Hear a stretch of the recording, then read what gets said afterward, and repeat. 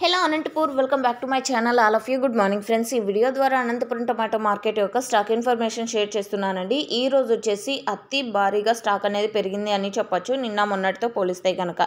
And okay friends, నాకు తెలిసిన రెండు కారణాలు అయితే చెప్తానండి.